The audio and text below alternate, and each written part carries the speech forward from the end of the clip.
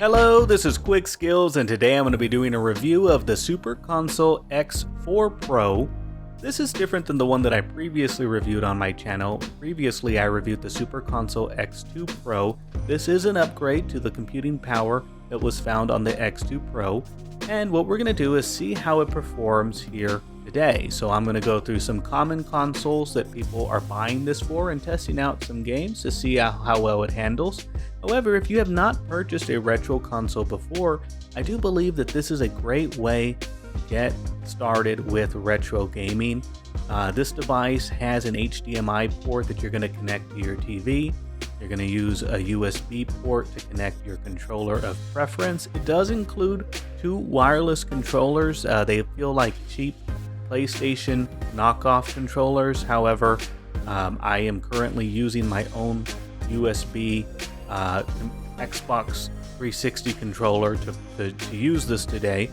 And what we're running off of is EmuELEC. EmuELEC is a free software that you can use to install on Android-powered devices to house your emulators and ROMs and play them right out of the box. And so I do like EmuELEC on its own. I do have some tips and tricks here that I'll link at the top of this video for you to click in case you get this device and you're just trying to figure out how to do something. This is not meant to be an EmuELEC review. Instead, it is to see how well this device plays some of these games that are installed on the device. And so there are a ton of emulators on here, and there's over 100,000 ROMs. So obviously, I will not be able to test every single game for you today, but I am going to go through every console that I can and load it up and see if I can get it to work. Now this will be a long video, so be sure to use the timestamps in the description of this video to skip ahead to the console that you're most interested in seeing in action. And also know that if you are planning on buying this device, I'm going to link the exact console that I bought off of AliExpress here in the description. It is an affiliate link, so if you use it, it does help my channel and helps what I do. But at the same time, there are a lot of duplicate accounts on AliExpress. So if you want to make sure that you're purchasing the same device that I reviewed here today, be sure to use my link, and that will ensure that you're buying from the same vendor that is selling the same Super Console X4 Pro. And so let's go ahead and get started. I am a fan of Nintendo, so we're going to start with the Nintendo Entertainment System, or otherwise known as the NES. One thing before we get started, I wanted to point out that there is loading music in this window, so I'm going to play it for you. Some of this music sounds licensed, so I'm just going to play just a few seconds of it. Take a listen to this.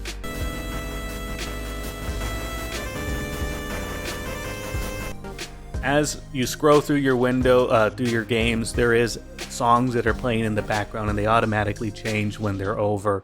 So we're going to load up the NES, and I think the best way to go about this is just to pick a random game, not really, trying to test every game, but just pick a random sampling and see how well it performs. And just a reminder, I connected a 360 controller to this.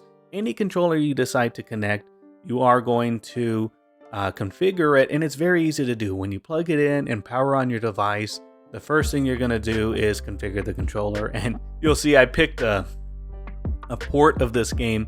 It's not the English version, and I saw the English version there. I meant to click that one. Instead, I clicked, it looks like it's Portuguese or something. Forgive me if I'm wrong, though. It might be Spanish or Portuguese. But let's go ahead and start. I cannot read this, unfortunately, but I did see the version that was in English, so I'll see if I can boot that one up next. I just want to get to playing and see the NES in action. So here we have Battletoads.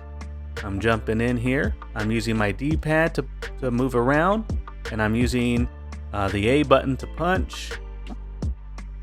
The B button is jump, and the X and the Y button work as well, but they are basically another A or B button. I am having an easy time controlling my character, and I'm using the D-pad, but if I use the joystick on my controller, it is not moving my character, which is fine because the NES did not have analog joystick, so that makes a lot of sense. And so we're going to exit this game, and if you've never used a retro console like this before, EmuELEC, all you have to do is press start and select twice on the screen. So here we go, we're going to do start and select. So as you can see here, you can switch over to Battletoads USA. So if I booted this one up, it would not be the foreign language that we saw before. So Nintendo NES works, I have no doubt. There is a category for hacks, and so people have run modified the games, and so these are hacks of some common games. So scroll through them. It's a pretty good list of hacks on here. All right, so let's move over to Game Boy. Let's pick one here. And if I just push a button, it'll take me to random. So let's go random and see what pops up. So we did random and it came up with Yogi Bear and Yogi Bear's Gold Rush USA. So let's test that one. All right, so the game is powered up. I think the game looks pretty good considering we're emulating the Game Boy, which wasn't in color, didn't have backlight. So I am jumping with B, and A doesn't seem to do anything. I'm using the D-pad. The joystick on my controller doesn't work. But again, the Game Boy did not have any kind of joystick. And so the game is working. Let's move on to the next system. Okay, our next one is going to be the Super Famicom. This is the Japanese version of the Super Nintendo. You're going to see a lot of duplicates here with the American NES, but let's go ahead and jump to a random game, test out, but let's see if we can find one. Okay, so this looks like Beauty and the Beast, and this is the Japanese version of Beauty and the Beast for the SNES. Alright, so the game's powered up now. We just got through the intro screen. See if it'll let us jump right into the game. Now, the Super Nintendo had several buttons. It had 4 face buttons, then it had the 2 shoulder buttons. And so I don't know if this will have normally had buttons that use all 6, but I'm pushing all 6 buttons. Really the only one that's doing anything is the jump button. And the sound is coming up pretty good. Let's see if I can... There's a punch here. That looks like some kind of roar. And let's see, the shoulder buttons don't seem to be doing anything. Wonder how you get up there. Wonder if you have to like hold down and then up. Well, the game's clearly working. I just don't have the patience to know. Oh, and that's cool. You get away from Lumiere and it gets darker. That's kind of cool. So I'll have to figure out how to play this game later, but it is working. I don't know if I'm supposed to like use a spider to like bounce up there and I wasted it. Or maybe this rock I have to pick up. Yeah, that's what it is. Okay, throw it over there. So anyways, this game's clearly working. So Super Nintendo, the Famicom is working. Let's go ahead and test the next game. Alright, the next console is going to be the American Super Nintendo. So let's go ahead and see what random game comes up. We have, let's do, that's a Japanese game. Let's do Demolition Man USA. Give that a shot. And I do want to say that the sound comes in very clear here. It's just some of these games have licensed music, but let's sample what this music sounds like.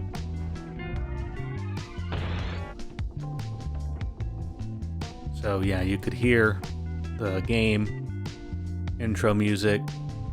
We're loaded up into Demolition Man for the Super Nintendo, and I had a lot of fun with the Super Nintendo. That was actually the first console I ever owned. I actually owned the Game Boy before I owned the Super Nintendo, so technically the Game Boy was my first experience with video games, but the Super Nintendo is what I basically thrived off of. Never played this game, but I think that as somebody that is vested in playing retro games, I would come back and try to figure out how to play this game. So it is working. Doesn't seem to be any shoulder buttons, but I know the Super Nintendo has the shoulder buttons, but that doesn't seem to do anything. So Demolition Man is a go, and Super Nintendo is a go. I have no doubt some of these older systems are going to work, but I just want to show for the video that they do work, and you can see here's a bunch of hacks of the Super Nintendo, which I think are pretty cool. Let's go to Virtual Boy. This one was crazy. We'll do 3D Tetris. Now, remember when you emulate a game like this, it thinks you have the Virtual Boy headset on. And so, yeah, this was truly a red game. Everything on the Virtual Boy was red, and it really hurt the eyes.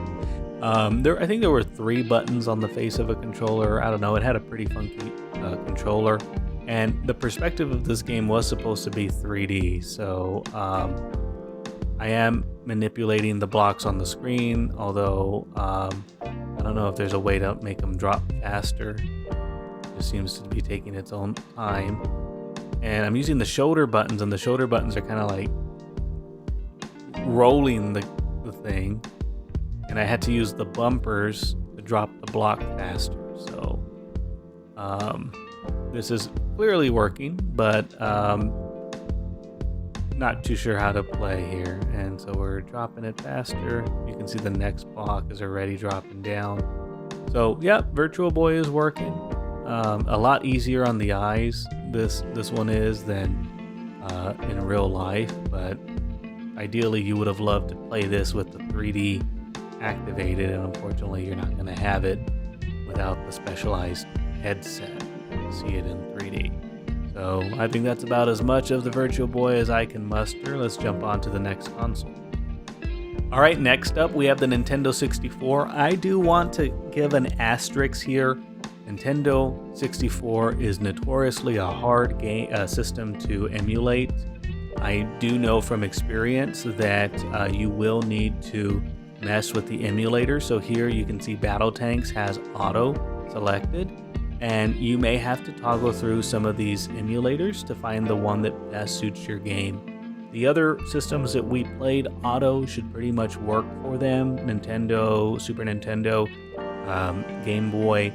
But now that we're in the higher graphical games, you will need to use your emulators. And so I do want to say that it is important that you understand how the emulators work.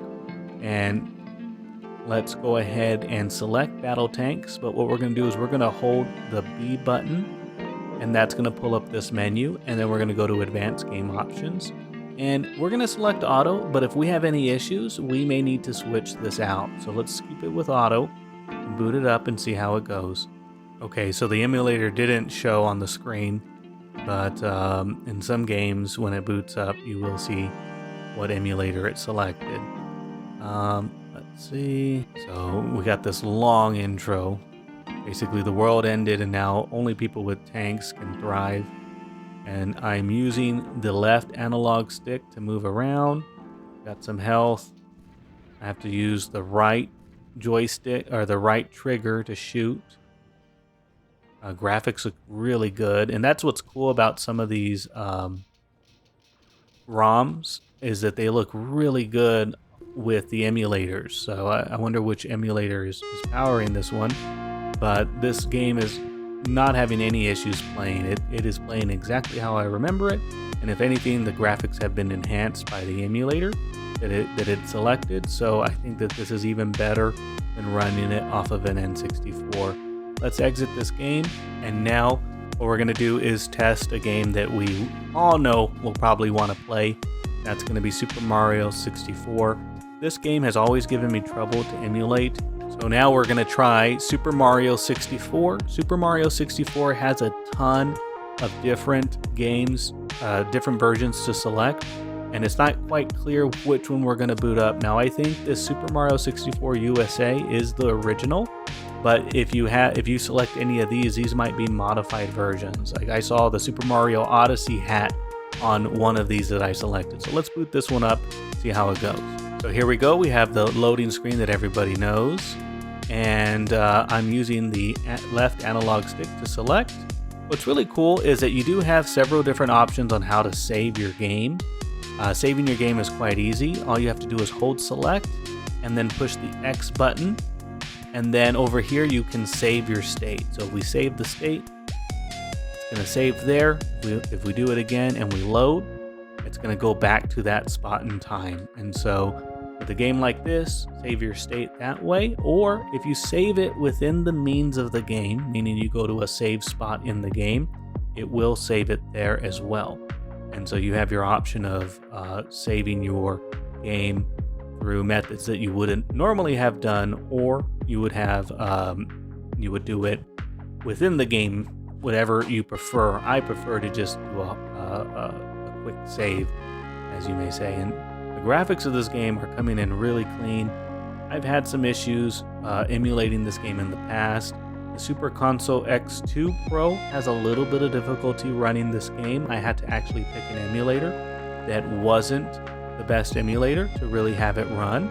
But with Super Console X4 Pro, I'm not detecting any kind of slowdown. It seems to be handling just the way I remember. The graphics seem actually better than I remember. So there's that. We can see we can do the Z jump. C up is the right on the joystick. C down is the down on the left joystick. And so basically the yellow buttons on this N64 are there. So this is probably the game that you might want to be really excited to play on the N64. I know that was one of the things I wanted to play. So hopefully this review shows you that this device handles the N64 version of Mario very well. Let's move on to the next console. Okay, next console is going to be Game Boy Color. Random game, we're going to do a Bugs Life USA version. So let's give it a shot. Alright, so the Game Boy has powered up. This looks exactly like it would have if you had a Game Boy Color at home. The bezels on the left and the right of the screen are kind of cool, but it's not how the Game Boy Color looked. It looks more like a Game Boy Advance. The sound's coming in pretty good. We have a Bugs Life. Let's go ahead and start a game. Okay, every game has to have an intro. I just want to test it out and make sure it's working. I don't need to know how to play. So here we go. D-pad moves me left and right. The left analog stick doesn't do anything. There was only 2 buttons with the Game Boy Color. So we have the A and B button. B button is jumping me. A button doesn't seem to be doing anything, but I'm sure that it works. We just don't have a use for it in this game. So this game looks to be working very well. Let's move on to the next console. All right, next console is going to be Game Boy Advance. Let's randomize. We have Spyro, but I think what I want to do is I want to try SSX 3, only because I think that's going to not have an intro. So let's move over to that one. So here we have the Game Boy Advance loading screen. I don't think this is going to have licensed music, so let's see if we can hear it. We have the loading screen. 2003. I actually had a Game Boy Advance, and I played this quite a bit. I just went ahead and turned down the sound. So here we selected a character. Let's continue. We're going down the mountain. One thing that you'll find with any type of emulation / ROMs, the button command, so it'll tell you on the game, push Y to do something. It may be different on your controller because it's trying to guess where, well, the game doesn't know that you're using a 360 controller to play. So the ROM will have different button placements than what's on there normally. But I will tell you that the buttons normally work the way you would remember them, and if you do need to change the button placements, you can. So this game's working pretty good. You can see here I am playing an advanced game on this device. I'm not very good at this game, so probably not doing everything the way to play the best, but the shoulder button seems to do a trick when I jump. Let's see what the other shoulder button does. The other shoulder button is a grab. Crouch kind of gives you that jump that you need to get real high in the sky. But this game's working great, so we'll move on to the next console. All right, next up we have the Nintendo DS. I do recommend if you're going to play this, you have an analog controller because you'll use one of the joysticks to interact with the lower screen, and it can be a little challenging to play. Let's see if we can pick a game that I know, because it can be challenging to play some of these games if you don't know what's going on. Let's see. Let's try Star Wars The Force Unleashed. And that's interesting. So I don't know what those numbers on the top left corner of the screen mean. I'm using my left analog stick to control the stick on the screen and do a new game. So I feel like the Nintendo DS had better graphics than the N64, and I do think the graphics are coming in pretty good here. Now, if you have a big widescreen TV, I'm sure this will look a lot better. Man, those Wookiees got taken out. But we can see here the game is loading up. The graphics look pretty good. This is the Nintendo DS. It looks like I'm Lord Vader. I'm using the D-pad to move around here, and then if I want to touch the screen here, the icons on the screen, I have to use the right joystick to control it, and then I'm using the right trigger to, so if I want to use this force attack, I have to use the right trigger to push it, so which I did here. And so that, I mean, this is going to take some practice. This is its own skill, if you ask me, to touch the screen. But Vader is doing his thing, and I think we're done testing this out. You can see it clearly works. A lot of fun. I don't know that I'm going to play a lot of DS games on this, but if you have been itching to play some old school DS games, you have the option here. Oh, I think we have a force jump here. Yeah, there we go. Interesting ROM play on this device. Now that we're done emulating the DS, I do want to say it was a little tricky to interact with it. It's not going to be as easy as some of the other ones to switch from. It wasn't the same start and select button to exit out. Just know that this one might give you a little bit of trouble out of the box, but it is something that you can play very easily. Now we're going to go to the 3DO. This is a system that I only played once. There doesn't seem to be a lot of ROMs included in this one. I had somebody that I knew that rented the 3DO, and we played it. I think we played Gex, which isn't even on here. Now, if you have the ROM and you want to play it, but it's not included on here, you can add it to the folder. So if that's one thing that you're really trying to do is find Gex, for instance, you can do that yourself, but let's just go ahead and load one of these up. Let's do Road Rash. Okay, so we have the red screen of death. If this pops up for you, that is not anything to be worried about. Start and select are going to take you back to the main menu. Just tap it once like this, and you'll be brought back to the main menu. What you need to do when you get the red screen of death is hold the B button. You're going to load advanced game options, and you're going to pick, let's see here, I don't see any different emulators, so that one might not work. But many times what I do is I just switch the emulator that runs the game, but this one just doesn't seem to be working. So let's try another 3DO game. I like Samurai Showdown, so let's give that one a go. So Samurai Showdown appears to be working. I'm not sure what was going on with Road Rash, but if a game gives you trouble like that and there isn't a way to change the emulator, then it may be a game you will not be able to play. And with 103,000 games on this device, not all of them are going to work, but I'm here to tell you that like 95% of the games work. So if you are looking to play a specific game, you can drop me a comment. I can boot it up for you, see if it works, and let you know. In my other video, a lot of people tend to do that, and I have no issue going in and seeing if it works.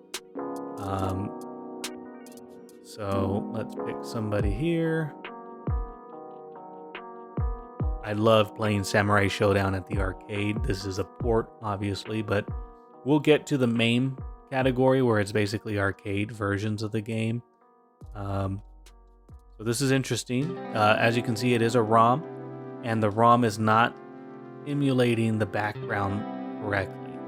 So what's interesting is the select button is the Y button on this controller. So the emulator is not configuring my controller correctly. So that's an issue you might have with this. But no matter what game it is. And so if we exit out of here, I'll probably have to push Y and start versus select and start. But let's exit out of this game. Okay, I didn't have to do that, but the pause button for 3DO was a Y. I'm going to leave my first comment about this system. If you're buying the Super Console X4 Pro to play 3DO games, it appears with the two that I've tried so far, it is not a good fit for you if that is what you want to play. I'm sure some of these might work, but the first two gave me trouble. Open Bore, I'm going to skip. This is not a retro console, but this is off of Beats of Rage. And Open Bore is basically a port or a custom homebrew system that you can basically make your own Beats of Rage game. And you can see here some of the popular ones are all included on here. So it's a lot of fun to scroll through here, but this is not a retro console. I don't know that you're buying this to play Open Bore. And since these are basically hacks, we'll go ahead and skip to the next console. So we have the Atomiswave. If we look here, we have a lot of popular games on here. I think a lot of people want to play Dolphin Blue with the Atomiswave, so let's boot that one up. So here we have the Atomiswave loading screen. So we're inserting coins. I'm pushing select. If you ever play a game that you have to insert coins, push select. And to start is going to be the start button. This game was basically like Metal Slug, but it has its own storyline and its own characters. I think so far this game is running really good. I have to use the analog stick. The D-pad does not move my character. So if you have a controller that doesn't have the analog stick, it will not work. But so far, the graphics look really good on this, and quite happy with the way this is performing. All of the buttons seem to be working pretty good.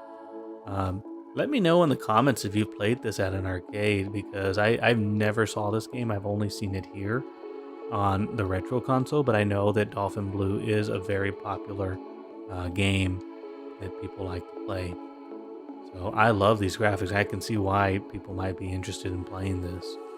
So we're going to move on to the next console. So here we have the Sega SG-1000. I have no idea what this is, to tell you the truth. Let's see if we can figure out what we're playing here. I just loaded up a Bomberman game. So here we go. We're loading up the Bomberman game. I don't know anything about the SG-1000. If you know anything about it, let me know in the comments. But if that is something that you're itching to play, and I just trapped myself in there.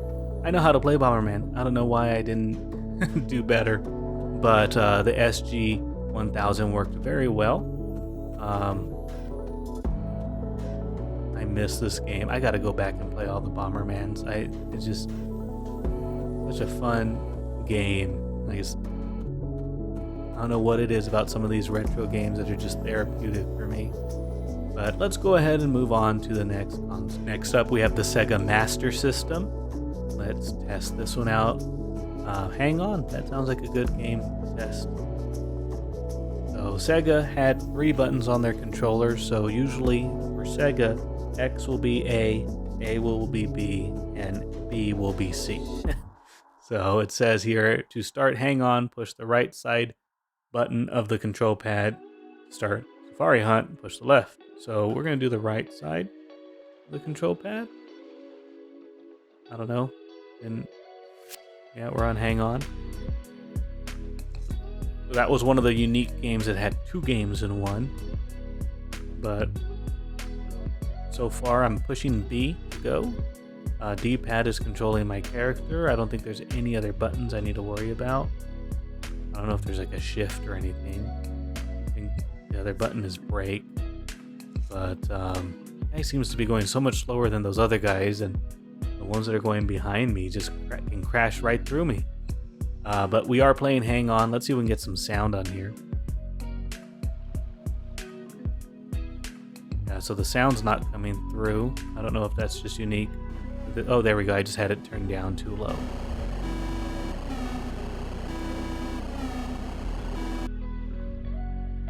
Alright, let's move on to the next console. Alright, next console we have Mega Drive Sega High Quality Computer Video Game.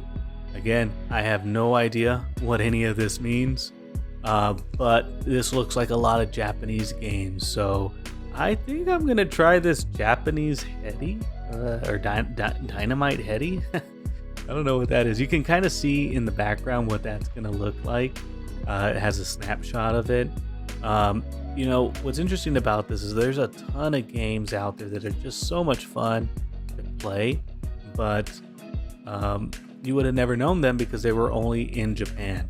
So that is one thing that I really like. Let's boot up Crayon Shinshan. I love that guy. All right, so we booted up Crayon Shinshan. Let's see if there's music coming through. So the game's working. I'm controlling the dialogue with my B button, and D-pad's working. See, like this looks great. I gotta walk down. I like how it feels 3D, how the back moves separately from the front of the screen, so it gives it that 3D effect. This is not a review of Crayon Shinshan, but you were wanting to play this game. Here it is, ready for you to play. Let's move on to the next console. We're not even halfway through all these emulators, so just know that we are now up on the Sega Genesis. If you've made it this far, let me know. Drop me a comment. What was your favorite Sega Genesis game? Let me know. I personally like, what was it? Power Rangers the movie. Let me jump to that game. But there's over 1,000 Sega Genesis games on this device. We're gonna load up Power Rangers the movie. That's a game from my childhood that I remember playing on the Sega Genesis, and I would beat it with my cousins every time I came over, because I didn't even own the Sega Genesis. I was a Nintendo kid, only owned Nintendo. Trying to think, Power Rangers, what would that have been called? And here's a cool feature. If you can't find the game, you know what it's titled. Maybe it's called The Power Rangers. So you can search and you can type in the name. Let's type in Power. And it's called Mighty Morphin Power Rangers. I knew that. But I want the movie. This is the one that I played a lot. And here's the US version. So let's boot it up. So this is Power Rangers the movie on the Sega Genesis. And this was one of my favorite games to play on this. We're going to give it a go. See if it works. I have no doubt it's going to work, but let's just test it out.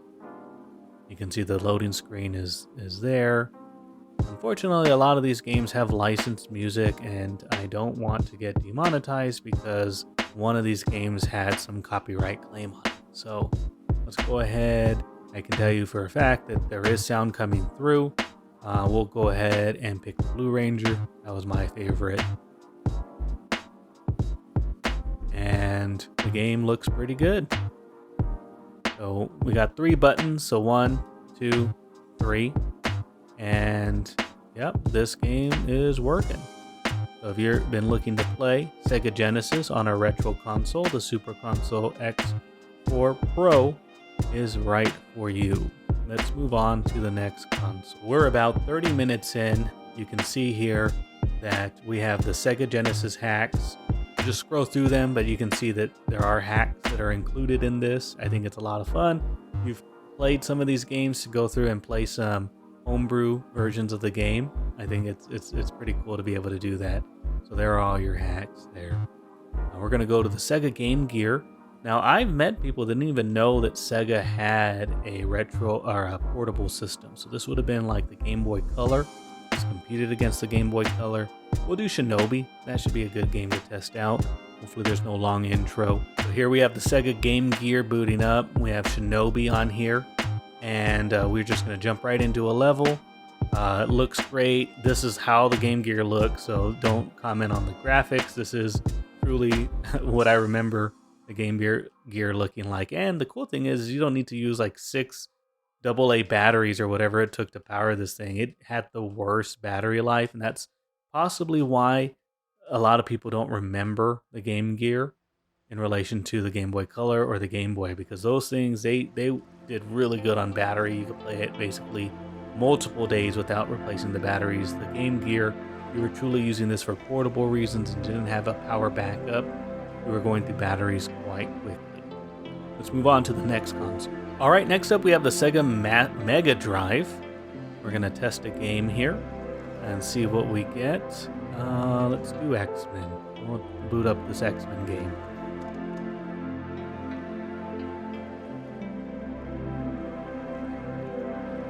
So this is X-Men on the Sega Mega Drive. This is a console I didn't own, but I think it was like an addition or an add-on. It gave it a little bit more computing power. The graphics do look a little bit better than the... I'm trying to figure out how to select here. Do look better than I recall. There we go. Okay. Gambit. So we got 3 buttons here. One. That's like a power up, so I have to wait for 1, 2, 3. All 3 buttons are working, and we could spend all day playing X-Men on the Sega Mega Drive. Let's move on to the next console. All right, next we have the Sega 32X, and there's not as many games on the Sega 32X, so let's scroll through them. Let's try Virtual Fighter. That seems to be a fun one. The Sega 32X was an additional add-on to the Sega Genesis, and it basically made it a 32-bit system. And so I never played this console. Don't know anybody that had it. Now, if you look at the bevel on the left side of the screen, there are 6 buttons on the face of the controller, and on the face of my controller, there's only 4 buttons. So it may be difficult without a USB Sega controller that has 6 buttons on the front to have the exact configuration. But this game is working very well. I liked this game. I played it on the Sega Saturn, and this basically reminds me of the Sega Saturn, and that's what you were doing. If you had a second controller, see how it says press start? If you had a second controller, you could walk right in and push start and be able to play. But that is the game. Let's move on to the next console. All right, now we're on the Sega CD, and let's just jump. There's not a lot of games on here, but I think if you're playing Sega CD, maybe you're playing it for Mighty Morphin Power Rangers. No, maybe you're gonna play it for Sega CD, Sonic the Hedgehog CD. So let's boot that one up and see how that runs on here. So this is Sonic CD on the Sega CD. And what's nice about this is that since it is a ROM, the performance of the game is actually a little bit better because you don't have to wait for the disc to transfer the information to the console. So if you owned a Sega CD, the loading screens were quite long. And with a ROM being powered by a computer, I do think that the performance of the game is going to be a little bit better than if you had a Sega CD and you booted this up. And isn't this a great thing to own, the Super Console X4 Pro? I'm about an hour into recording this video, and I've played games that span just about 20 years, and it's taken me less than an hour to switch from console to console. If I were home and I wanted to play a Sega CD game, and I owned the Sega CD, it would take me maybe some time to make sure that I had it plugged into my TV. I might need a CRTV or an HDMI converter. So, you know, there's time involved from switching from console to console, and then you have to go find the game. And so while ROMs and emulation isn't going to be a perfect emulation of the game, it's close enough to where I'm happy to spend $60-80 for a console like this and being able to play what is basically a similar game, although not authentic. It's, for all intents and purposes, authentic enough to where I can enjoy Sega or Sonic CD. I don't know why that ramp keeps getting me. Sega CD without, or Sonic CD without owning the game. So that really is what it comes down to, is that if you want the authentic experience, get your Sega CD. But if you want a quick and easy way to look back at this game and play it and relive your childhood, for $60-80 for this device, I really like owning the Super Console X4 Pro. So we're gonna end that Sega CD test here. We're gonna move on to the next console. Alright, next up is the Sega Saturn. I actually knew someone that owned the Sega Saturn, and we were playing 3DO earlier. We didn't have Gex, but we have Gex here on the Sega Saturn. There's not a big list of games to play on the Sega Saturn, but let's go back to Sega Saturn. But you can see here, there are some games that you can play. Let's boot up Gex, because I thought we would have played it on the 3DO. So here is the Sega Saturn loading screen, and as you recall, we are playing Gex. Seeing how it handles on this device. And Sega Saturn was actually a really good console. I think that it really came out at a weird spot in time where, you know, if you owned one, I don't think you had complaints with it, but many people just got the N64, and the N64 had a better catalog of games in my opinion, and that's why you see people that just skipped the Saturn and went right to the N64 or the PlayStation 1. So the game is paused right now. The screen is frozen. I'm not sure if that's because I need to push anything, but I pushed several buttons and seems to be frozen. So let's see if we can boot up another game here. So I don't know if Gex would have worked had we waited long enough, but let's go ahead and try a different game. This one seems pretty straightforward. Let's see if this will work. We tried Gex, it did not work on the Sega Saturn. One thing I noticed is that there were not bevels for Gex either, so I don't know if that was just a special game or we need to switch emulators. Let's see if the Sega Saturn has multiple emulators after we test this game out. I don't even recall the name of this game, but it looked like something that might be easy to test. And there isn't a huge catalog of Sega Saturn games, and remember, if you own the games, you can add the ROMs to this device and boot them up if you have the ROMs at home already, and you just want to add it to this without having to switch to whatever other device you have. And so player 1 is working. I think the push start button is for player 2. This game is working. So I don't know if the issue was partly through Gex or if there are multiple emulators we have to switch through. So we're going to exit this game. We're going to test to see if it was just the emulator that was running Gex and that's why it didn't work. We're going to go down to Gex. We're going to hold down the B button and we're going to go to Advanced Game Options. And under Emulator, you can see there are 4 options to choose from. I'm not going to test every single one of them, but if we were to really want to get Gex to play before we say it doesn't work, go in here and switch the emulator. Do not leave it on auto, and that may fix your problem. So we'll go ahead and move on to the next one. Alright, the next one I feel is a huge value. This is going to be the Sega Dreamcast. So let's see what games are included with the Super Console X4 Pro.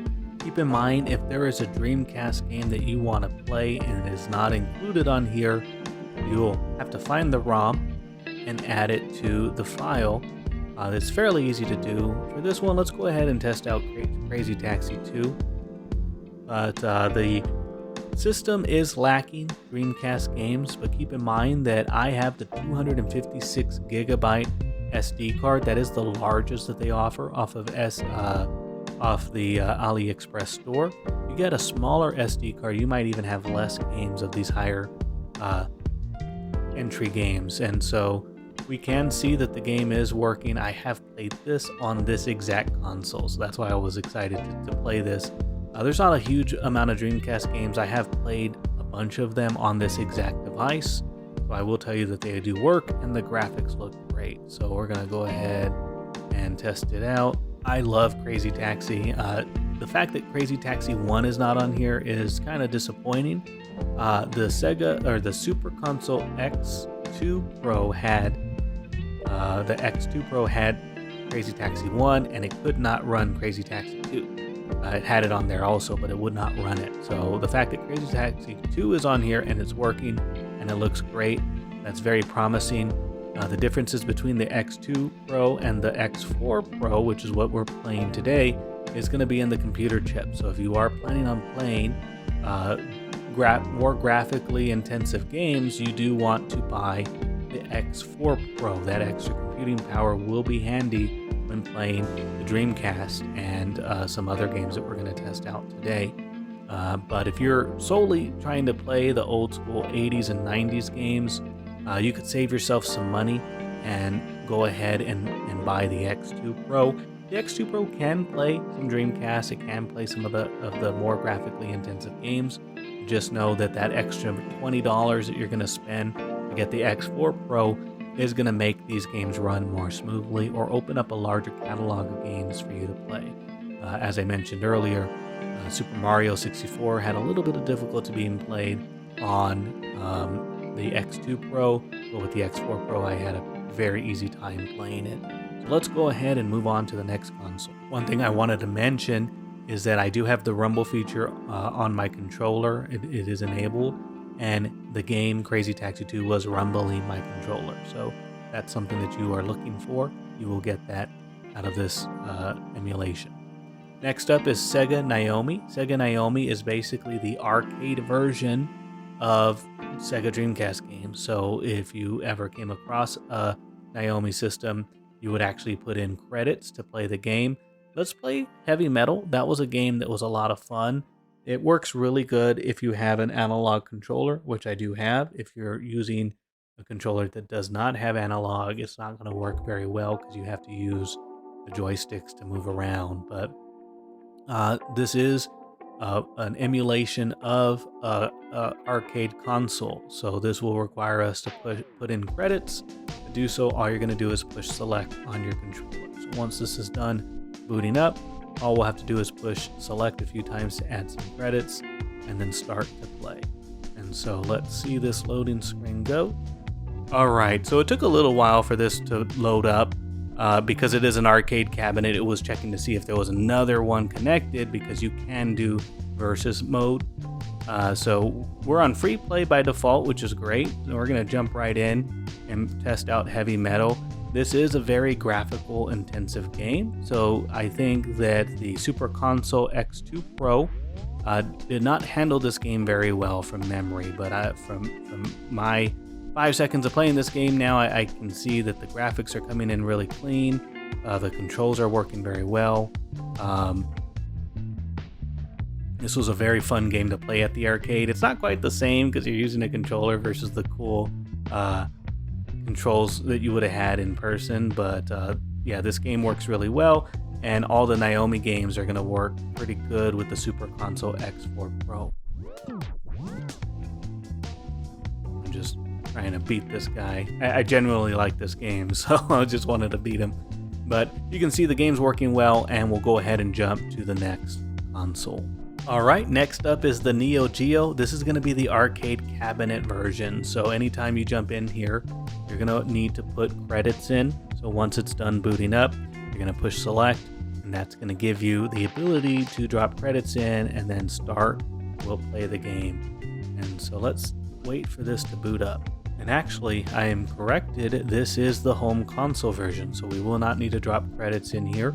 If you look at the bevels on the left and the right, you can actually see the NeoGeo CD, which is what this is emulating. So let's see, we can play Bubble Bobble. That's one player. And this is one of my favorite arcade games, and to play it at home for free is pretty nice. This is a game, if you've never played it before, you just match the colors up, and when all the marbles fall, you beat the level. So this is a very popular game.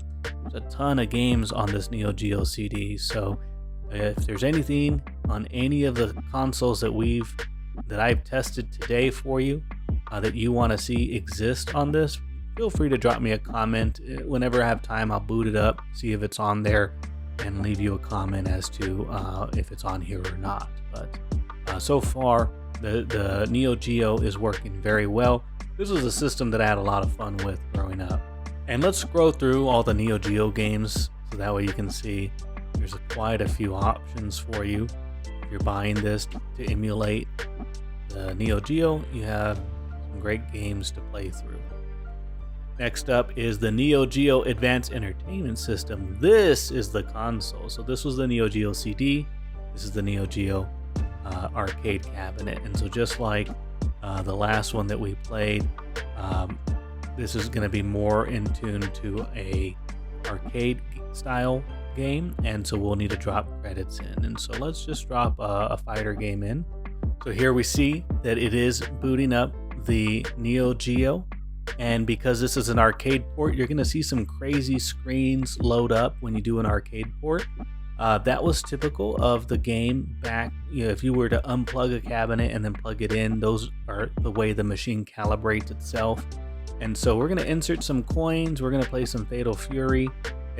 So one thing to keep in mind is that the buttons aren't going to line up to what it wants you to do, because back home, the controller that I have in front of me is not the same as the arcade cabinet. And so first thing you'll want to do when you play is you're going to want to try and figure out what button is what. And there is ways that you can configure it so that it's exactly the way you want it to. But once you learn, what is kick and what is punch, you should be set. And there's only 4 buttons on this one. The punches are on the right side of the controller, and the kicks are on the left side of the controller. And I don't know how it would have been at the arcade at home, but it's close enough for me that I can just learn this new control method. But that's the game here. I wish I would have won, but no worries. We'll hop on to the next console. All right, next up we have the NeoGeo Pocket Color. So we got color from that last game, but if you didn't have the NeoGeo Pocket Color, it wouldn't have had color. It would have been in black and white, and that game must have been one that could have worked for color or not color. Here we'll test out Sonic on the NeoGeo. So the NeoGeo Pocket was color was pretty cool. I remember playing Metal Slug on the NeoGeo Pocket Color, and I was in high school, and I knew a few people that had this, and it was anyone that had this, they had money, because they were not cheap. You can see that Sonic is working. Not the best looking Sonic, but if you were playing this, on the school bus or waiting for a class to start, this is pretty good, to tell you the truth. I've always liked the Sonic games. They're just so fast. And I always thought it was cool to do the loops just like this. So this is Sonic on the NeoGeo Pocket Color. Alright, we'll go ahead and move on to the next console. Next up, we have the Sony PlayStation, and this has a ton of games on it. Let's just scroll through all the games you'll have for the Sony PlayStation. A ton of games, and most of them will work. If you have any issues with a game, I will tell you that you'll need to hold down the A button, go to Advanced Game Options, go to Emulator, and pick the emulator you want to play. Some of these, like PCSX Rearm 32B, that's probably going to be the most graphically intensive version of the game. But when we play a game, if it's not working to your satisfaction, switch the emulators up. That may solve your issue. And so we're going to try Shrek Treasure Hunt. I just rested on that one. But if there is a PlayStation game that you want to see in action, please drop me a comment. I won't do a video on it unless it's really fun, but I can at least vouch for it running on this console. So if that's something that's of interest to you, just drop a comment, and when I get a chance to boot this up, I'll let you know if the game's on there and also how well it plays. Here we have the Shrek Treasure Hunt game. So far, so good. One thing to keep in mind is that the PlayStation ran on disc, and sometimes the game will play better because you're not waiting for the disc to spin.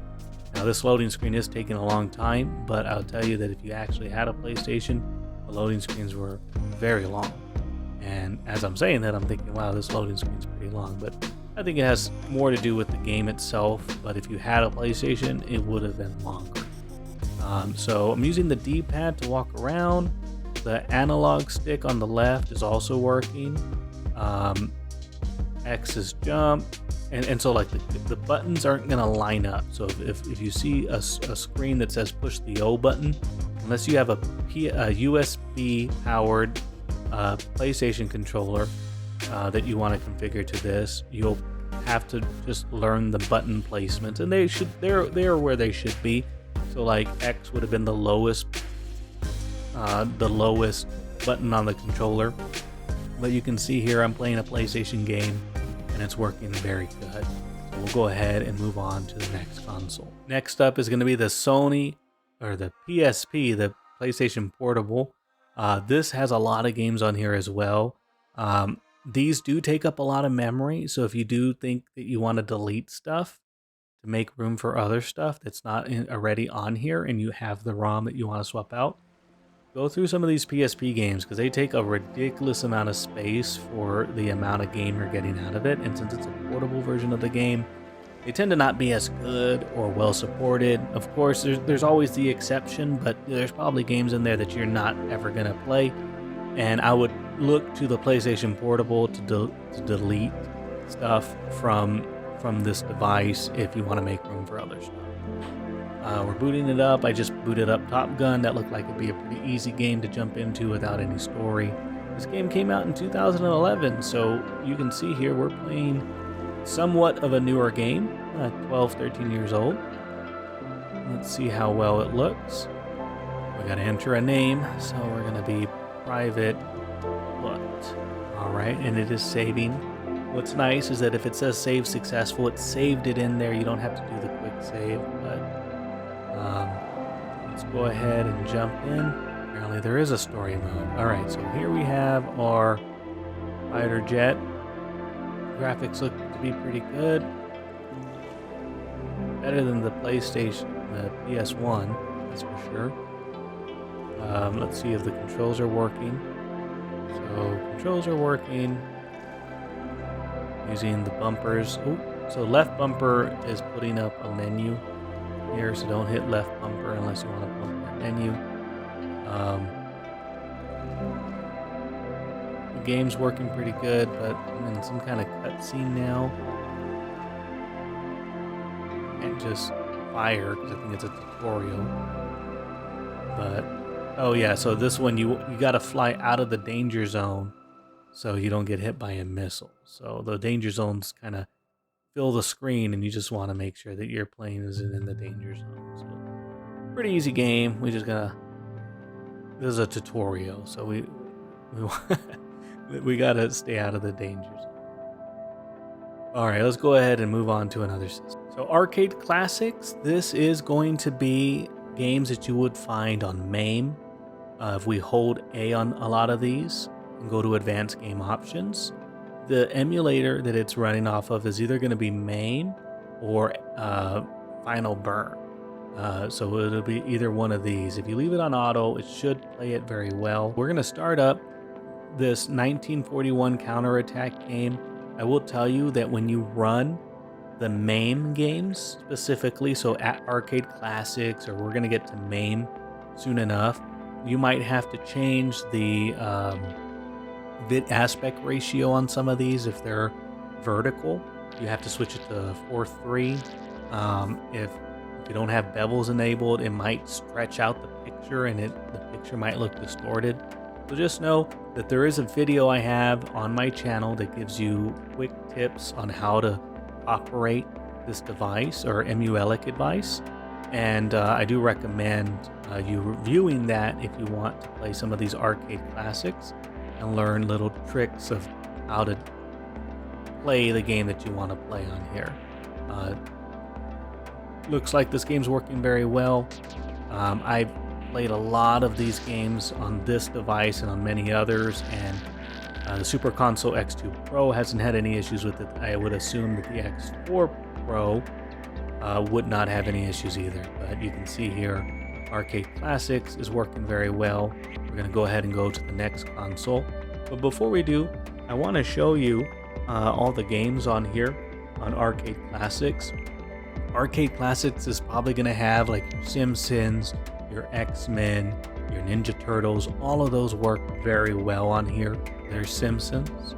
And if you do the 2-player set, you'll be able to pick your player. If you do the 4-player set, based on what position you are on the console, it will default to like Marge or Homer. Because on the 4-player set, you couldn't pick the player. Wherever you put the point in was where you would be. So Arcade Classics is going to have a lot of those games. Ninja Turtles, Simpsons, X-Men. Let's go find X-Men real quick. Just want you to see that it exists and that it works. I played it. Oh, so I know X-Men probably has a hyphen in there. Let's go down this way. Just cut the list down, but there's still a lot of games. So here's X-Men, 2-player and 4-player version. But there are a ton of games on here. And this is what's really great about buying this retro console, is that you don't have to find them, source them. They're ready for you to play. And remember, I'm limiting games to just the letter X in them. We remove all of that. There's a ton of games on here. So under Arcade Classics, you're going to have a lot of fun going through the, what is it? It's going to load it up, 2,537 games in here.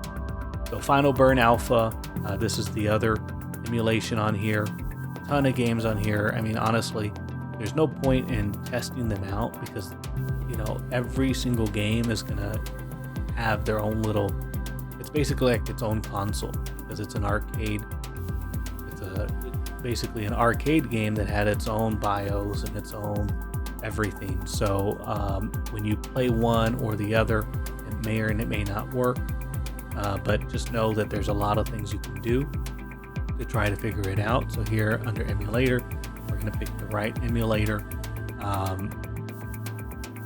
Final Burn is going to be a lot of those FB on the emulator. So if you load up this biomechanical toy and it's not working, try to switch the emulator to FB. So we're going to load up one here. Game is known, ROM set missing, this version. So this one says it's missing some ROMs. So we'll go ahead and exit out. So we'll try this other biomechanical toy, see if that works. So this one works, looks like. If you have issues with the game, you really want to play it, do what I did and just try a different version of the game. Try it on a different console, try it on a different emulator. You might have luck playing the game that you're trying to play. So this one actually looks pretty intriguing to me. So we're going to insert credits by pushing select. We're going to push start. And so this is biomechanical toy on Final Burn Alpha. This reminds me of a Metal Slug, like a reskinned Metal Slug, which is cool because Metal Slug was a lot of fun. Yeah, so instead of saving the hostages, you're saving toys, which is kind of cool. We'll go ahead and test out another console, but that's biomechanical toy on Final Burn Alpha. MAME is going to be a lot of these old school arcade games on here. So Arcade Classics kind of picks some of the best and puts them in its own list, but MAME's going to have a lot of duplicates on here. So you can see X-Men is on here, WWF Superstars. We're going to load that up, test that one out.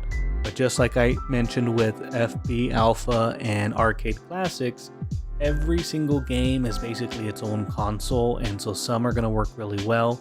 Some you're going to have to tinker with the emulator. You're going to have to try it on a different version. Some of these overlap, so if you go to Arcade Classics and it's not working, try it on MAME, try it on every other console that it appears in. If you're searching in all games, you'll be able to see the different versions on there, but you can see this game is working. This was a pretty good game at the arcade. You could have like 8 people playing on the same game, which was pretty cool. But anyways, we're going to go ahead and move on to the next console. So here we have the Atari 2600. The Atari 2600 can give you some issues to run. If we look here, there's a ton of games to try out. I will tell you that some of these are going to work, some of these are not going to work. A lot of it has to do with the controller you have plugged in, and so the Atari especially had specialized controllers for the games. So here we go, I'm playing the Atari 2600, Chuck Norris. Chuck Norris looks like he's about to, that's his kick. So there's only like one button, I think. Oh, okay. So in this game, you have to like hold the button down and move a direction to kick. So like, There's the kick. Wow, this is pretty hard, but it is working. But it is very difficult to play. Like to hit, I have to like... I don't know how to hit exactly. It's like I'm moving and pushing a button at the same time. I think I push the button and then move the direction. Either way, this is working. Another game might not be working. It's just gonna depend on the specific game. So if you want me to test it out, you're buying this to play the Atari 2600, let me know in the comments. I will hunt it down, see if I can get it to play without any kind of special configuration with my 360 controller. But there's a ton of games on here. Oh, you know what? I love games like this. Let me see if I can get this one to play. I don't know why this is the Sears version of Combat, but Combat is like a tank game where you gotta take out the other tank, and we'll see if I can get it to work.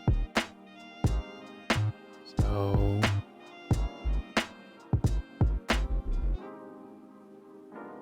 let's see. Okay, moving around. So this is a 2-player game, so it should be pretty easy to take out the other tank. Wow, this is nuts. So yes, the Atari 2600 does work. Let's move on to the next console.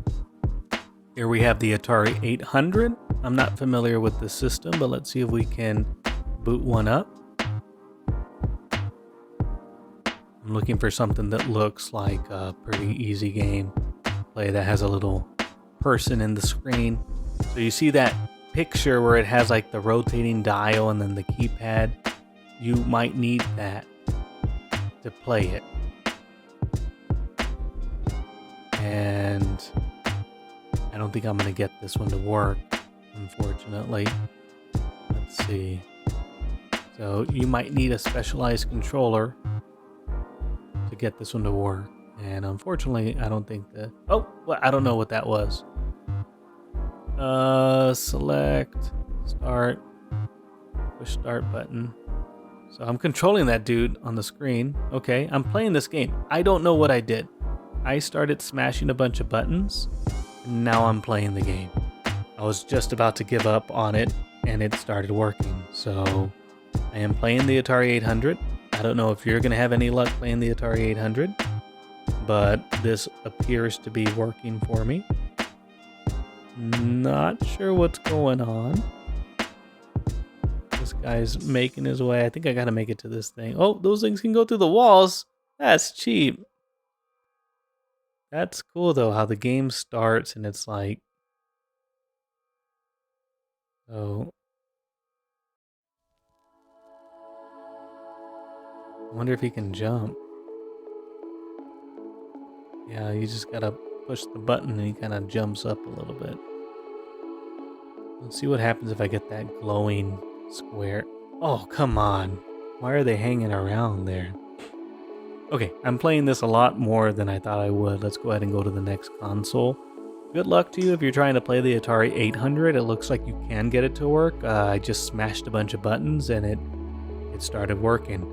I think that if you had a USB version of the Atari controller, I think you might have an easier time getting this to emulate for you. Here we have the Atari 5200. Let's try this Berserk. So again, we do not have the Atari controller. I'm using a 360 controller. Let's see. D-pad's not okay. Yep, D-pad's working. I can use the D-pad or the joystick. This one seemed to be pretty working. Ooh, if you hit the wall, you lose. That's cheap. Okay, let's see. There's a lot of little guys on the screen. That guy out. They have weapons. Well, the Atari 5200 seems to be working very well. So we'll go ahead and move over to the next console. But if you look at the bevel on the right side of the screen, you can see what the Atari controller would have looked like, and that's what you're looking for. You can find a USB version of this game. I think you'll have a better time emulating this. Alright, next up is the Atari 7800. I really don't want to play it. Let's just see if I can get something to load up on here. Asteroid seems to be a game that many people know, so let's see if we can get it to go. These Atari consoles, like, honestly, they're so old. They're not games that I'm trying to play, but I know that some of you watching this might be the reason to buy it. So know that with the Atari, it's not so much that the game isn't emulating properly, it's that the Atari had very unique controllers. And I know I've said that a lot before, but it looks like Asteroids is working. Just tapping the button to shoot and using the D-pad to move around. So Atari 7800 seems to be working pretty good.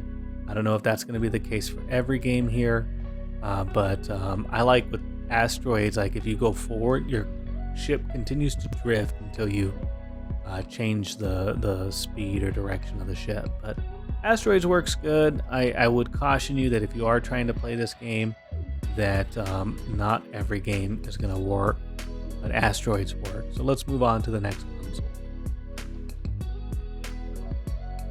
And just a reminder, if you are wanting to see a game in action or verify that it is working, I have no issues loading it up and playing the game for you. Just drop me a comment down below with the game and the console that you want to see if it's on, and if it's there, I'll let you know if it works.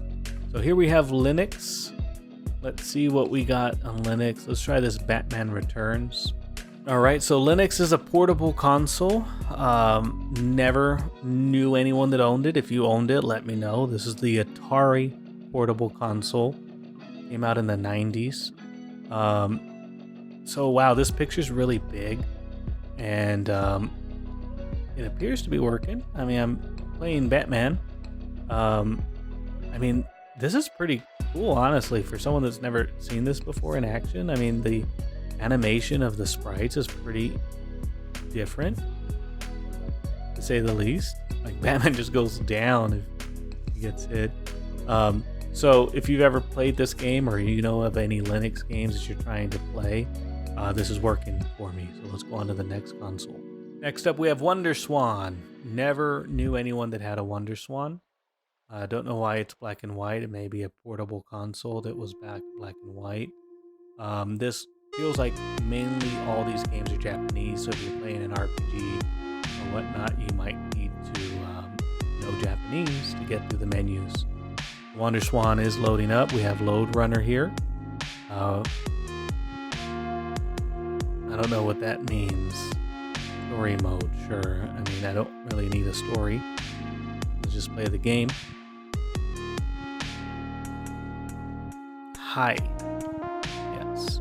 Okay, so I'm playing the game. Not sure what I'm doing. I'm not sure why my character can destroy the earth or destroy the land beneath it. Looks like the land kind of rebuilds itself too. That's kind of cool. Well, I'm playing this game. I don't know what I'm doing, but I'm playing it, and I just got taken out by that crazy alien. So we're going to leave it at that. The Wonderswan is working, and I believe there's a Wonderswan color that's going to be next. So let's see how that looks on this console. So here's the Wonderswan color. Basically the same thing. One piece. That's cool. Again, a lot of these are Japanese, so unless you know Japanese, you might not know what's going on. So here we have Golden Axe on the Wonderswan color.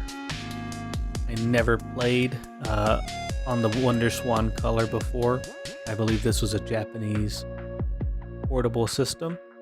I don't know what's going on the screen, but you can see here it is working. I can jump, I can swing.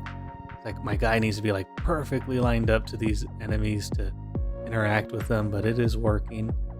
Wonderswan color, playing Golden Axe. So there doesn't seem to be any other buttons but two. We gotta jump and attack, and the animations are really good on this. Like, I couldn't imagine playing this portable and like seeing like roll the sword like that. That's pretty cool. But Wonderswan color looking pretty good on the Super Console X4 Pro. Let's move on to the next console. UZEBOX. I don't know what UZEBOX is. It has 89 games on it. You can see a picture of it there. I don't know anything about this. but we'll see if we can play a UZEBOX here. Candlebun. We have some Castlevania. Yeah, I've never heard of this console. If you're looking to play this game, it has Dr. Mario, which sounds like a Nintendo game. Not sure why that's on here. Let's try Ghosty Ghost. So this is Ghosty Ghost on the UZEBOX. Never heard of this. Whoa, this looks like a Flappy Bird. This is Flappy Bird. This is Flappy Bird. When was this made? I remember when Flappy Bird came out, like that was like viral. Man, this is tough. I mean, it's just as tough as Flappy Bird. And like for Flappy Bird, like this is like the gap is not wide enough. Like I feel like I'm really bad at this, but like the jump is really high. And like if you just hit it a little early, I mean this is definitely Flappy Bird clone. Or I mean I want to say that Flappy Bird's a clone, which is crazy because you know how viral that went. But we're gonna exit out of this. I'm not good at this game. Exit out of this and see when this game was made. So Flappy Bird doesn't really have the year that it was made, but James Elliott probably upset that this Ghosty Ghost was going to make millions of dollars later.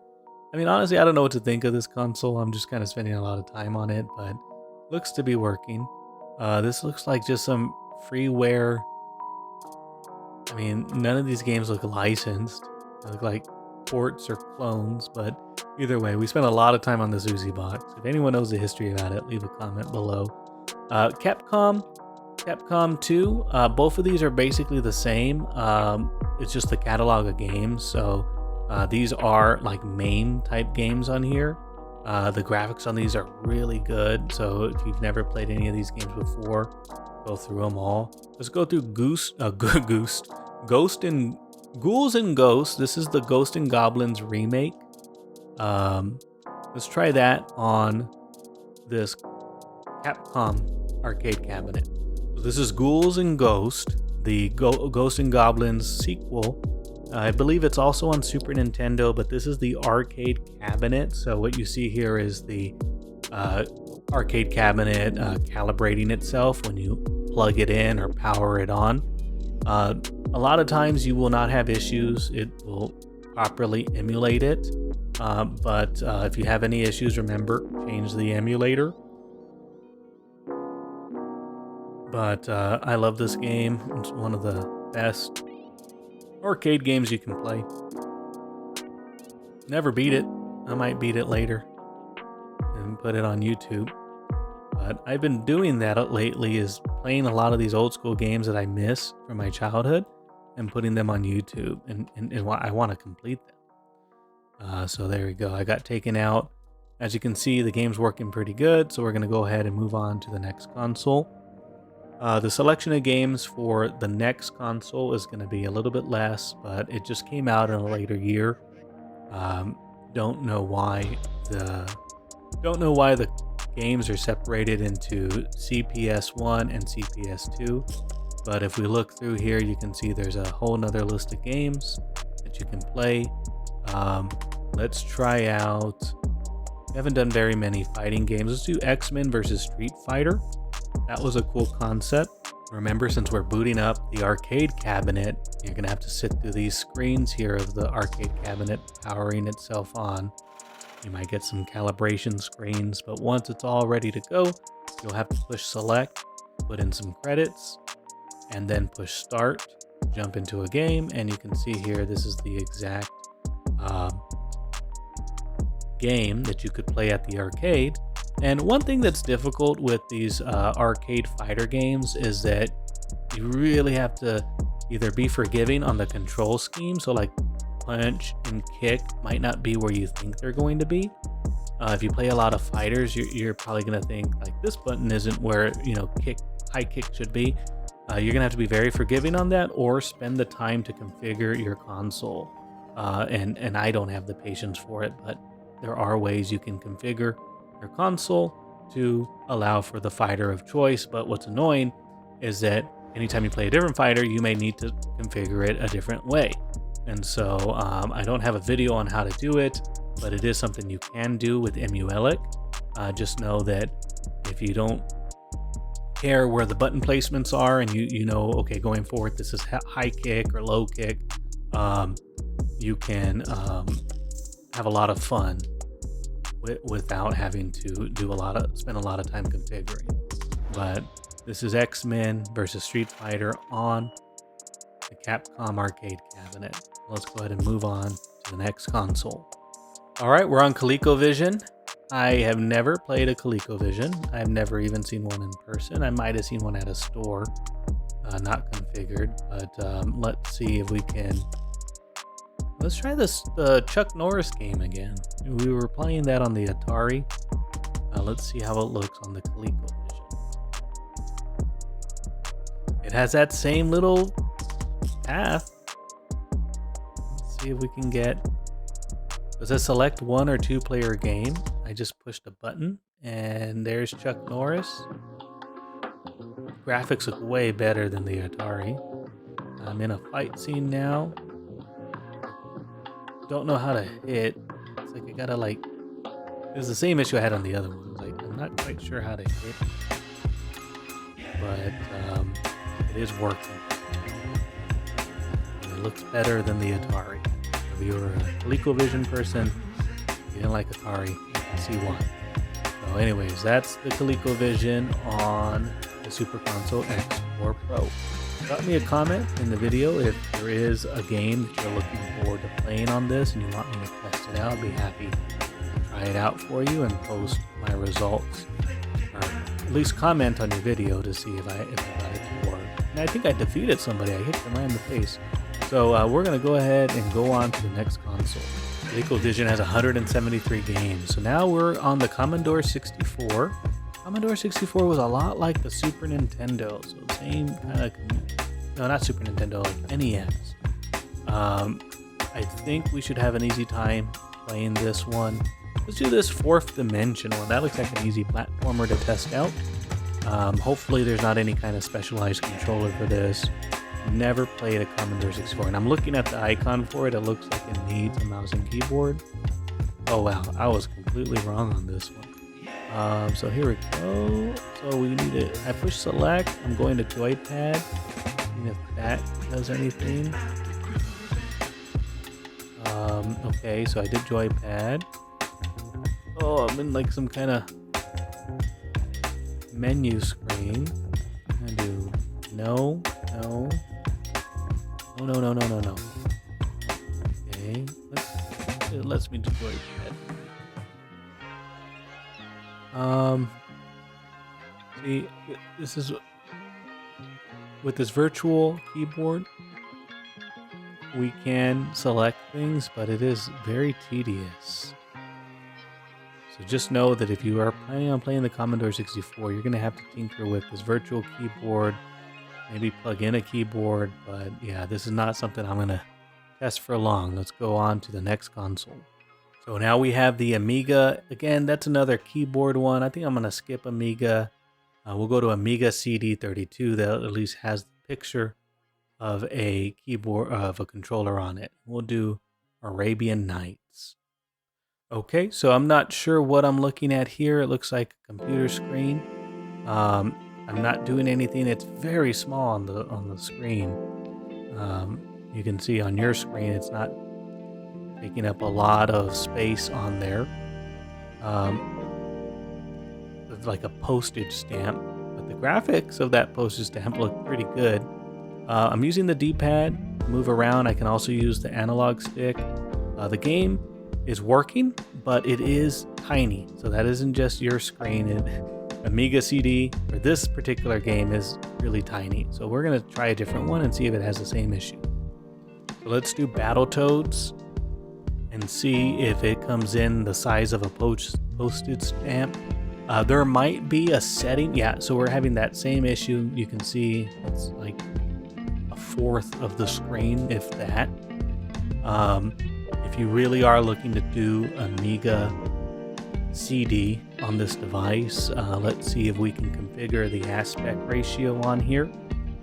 And this is one of the things that is going to be challenging for anyone that has the Super Console X4 Pro or anything really. It's emulate is the issue here, but because there's so many consoles and so many emulators, you have to tinker with these settings. So native video, you might need to change this up here. Let's do 1080p 60 hertz, and let's see if that fixes the problem. And let's see, there's different emulators you can try too. So emulators might fix the problem, and also switching the native video might fix the problem. So let's go ahead and boot up Battletoads again and see if that fixes the problem for the postage stamp size screen. It did not, so we're going to go ahead and exit out of here. I don't know if you can make that screen bigger, but it is playable. You just got to squint or play it on a really big TV. I'm playing on a computer monitor, and it is probably the size of a cell phone. User instructions, so this is cool. You can see some tips and tricks in here. This was included on here, so if you need some tips and tricks, go here. Odyssey 2 I'm going to skip. In television I'm going to skip. MSX I'm going to skip. MSX2 I'm going to skip. Vectrex I'm going to skip. PC Engine, so PC Engine should work. Let's go ahead and do random on this one. There's a ton of games on this one. Let's do this Power Gate. So the reason why I skipped those other consoles is it's just with those keyboards, they're just not going to work. So this is PC Engine, basically an N64 out of Japan. We got two buttons that we can push. One of them is shooting. I'm using the D-pad to fly around. I can also use the analog stick. The other button doesn't seem to do anything. There's just one button on this particular game, but I'm flying around. The game's working very good. So PC Engine on the Super Console X4 Pro is working very well. If there's any particular game on here that you want to see in action or to see if it exists, please message me in the comments below. I'll be happy to show you, at least in the comments, that I was able to play it or find it in this console.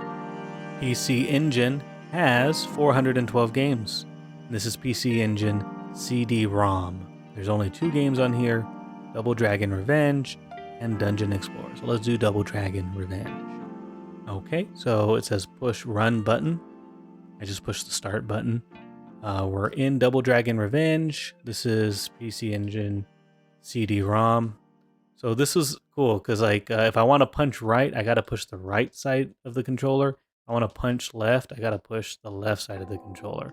You don't necessarily walk in the direction you want to punch, which doesn't seem very intuitive, but it is different than many beat-em-ups that I see having to punch left or right on the controller.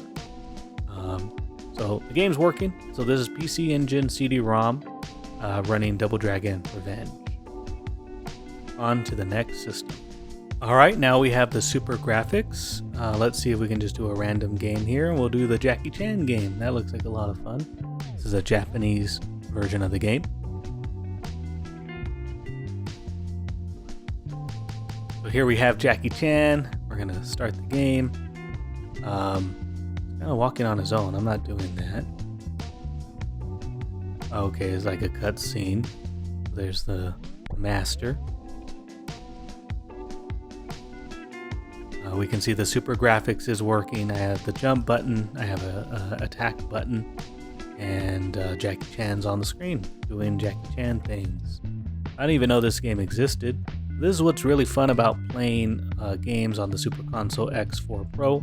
You're going to come across games that you never heard of, but they're actually pretty good. Like, I could spend an hour playing this. This is a pretty well made game.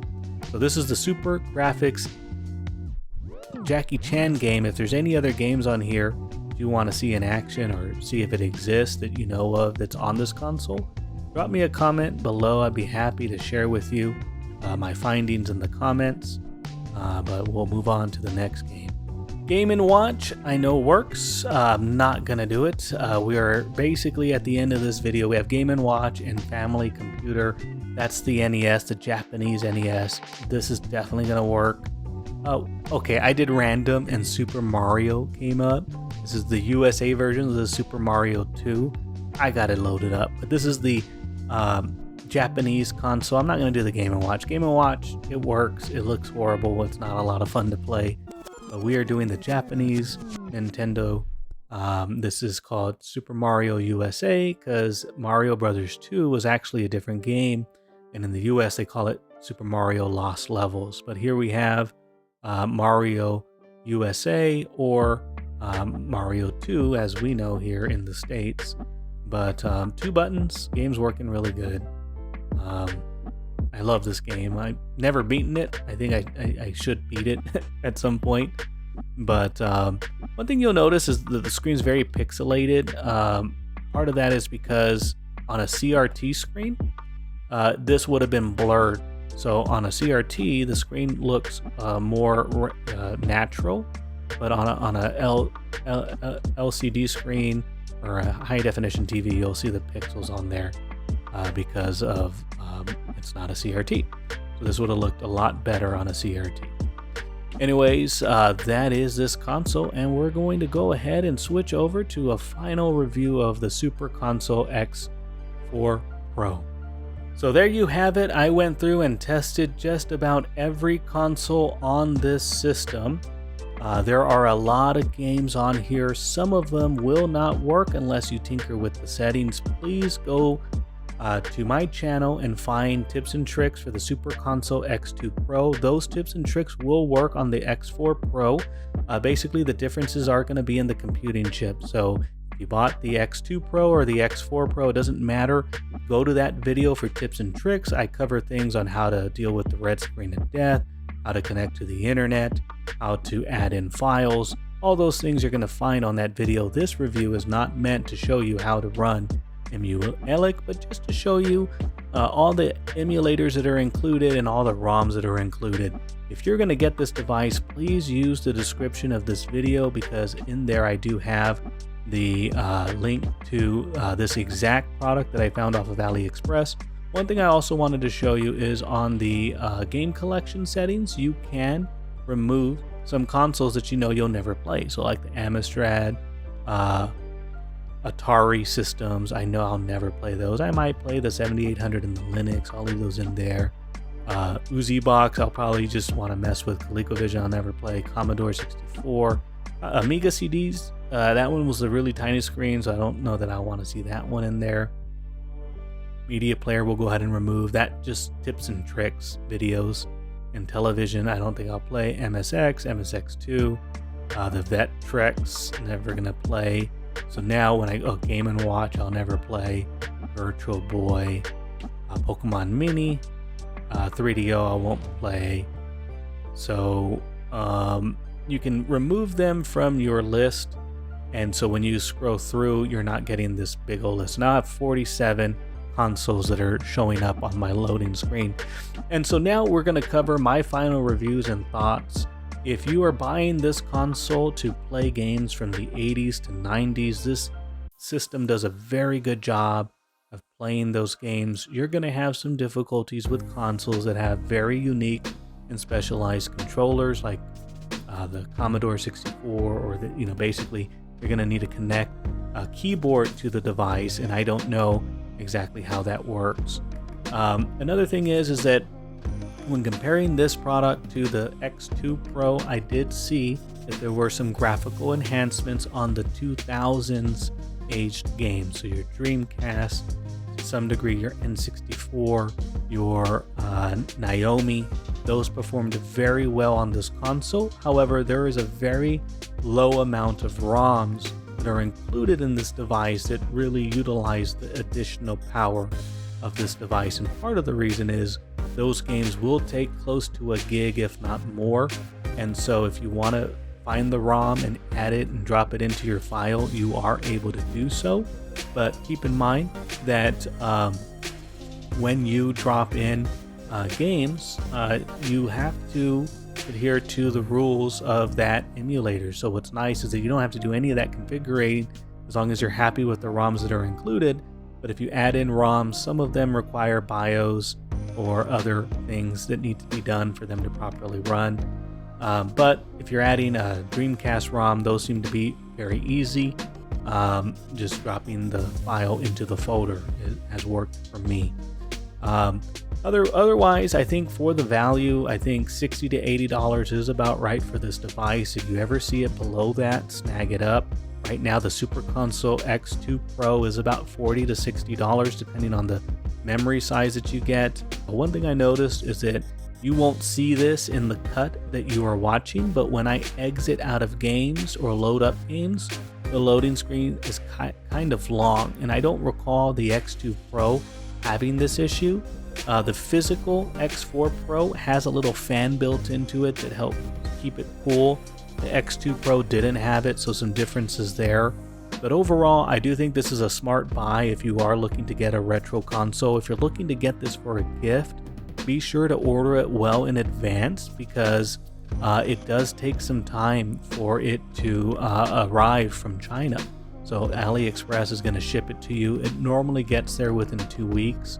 But if you're ordering it and you want it by the end of the month, you need to order it now. You can't wait till a week before you need it to buy it, because it will take 2 to 3 weeks to arrive at your door. And you'll see the tracking. It'll say departing China, on a ship, on the tracking notices, and then eventually it'll say, U.S. Customs. Once it's in the U.S., it takes 2 to 3 days to appear at your doorstep. But one thing I will tell you, dealing with AliExpress has been very easy for me. I've purchased several gaming consoles off of AliExpress. I've reviewed them here on the channel. I even bought a static hard drive loaded with all these that I could run off of my computer. But overall, the Super Console X4 Pro did everything that I expected it to do. There are a lot of customizations that you can do with EmuELEC that has nothing to do with the device, and EmuELEC on its own is something that you got to learn how to use and operate in terms of customizing and connecting to the internet.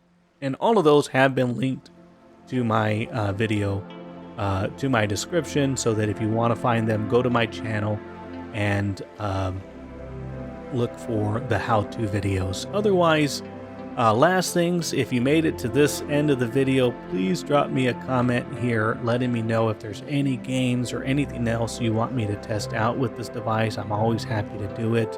But thank you so much for watching. This is QuickSkillz. You have a good day.